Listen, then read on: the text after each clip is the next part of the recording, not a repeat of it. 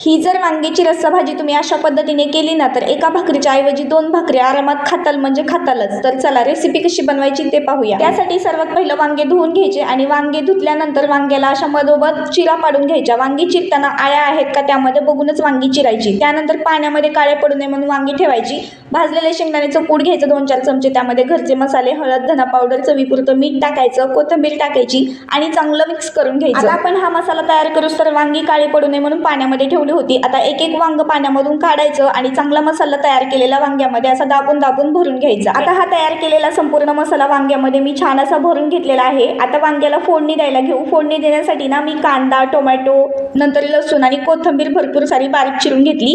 आता कढईमध्ये 2 पळी तेल टाकायचं। तेल चांगलं गरम झालं की जिरे मोहरी तडतडली की त्यामध्ये लसूण, कांदा, टोमॅटो सगळं टाकून मिक्स करून घ्यायचं। आता लगेचच भरलेली जी वांगी आहेत ना मसाल्यामधली ती सुद्धा टाकायची आणि वांग्याला चांगलं आलटीपलटी करत 2 मिनिटं चांगलं परतून घ्यायचं। वांगी 2 मिनिटं परतल्यानंतर आता यामध्ये गरम पाणी टाकायचं।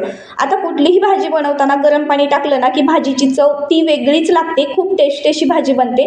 गार पाण्याचा वापर करण्यापेक्षा कुठलीही भाजी बनवत असताना गरम पाण्याचाच वापर केला पाहिजे। आता ना पाणी टाकून चांगलं उकळी काढून घेतली। त्यानंतर वांगी एका साईडने आलटीपलटी करायची, त्यानंतर थोडीशी शिजू द्यायची आणि थोडे परत उकळी आल्यानंतर चवीपुरतं मीठ टाकायचं। आता मीठ टाकून चांगलं भाजीला हलवून घ्यायचं आणि मस्त एकदा ना वांगी चांगली उकळी काढून शिजवून घ्यायची। मस्त वांगी शिजली की गॅस बंद करायचा आणि वरून मस्त ताजी ताजी कोथिंबीर टाकायची। रेसिपी कशी वाटली नक्की सांगा। आवडली असेल तर लाईक, शेअर, सबस्क्राईब करा। धन्यवाद।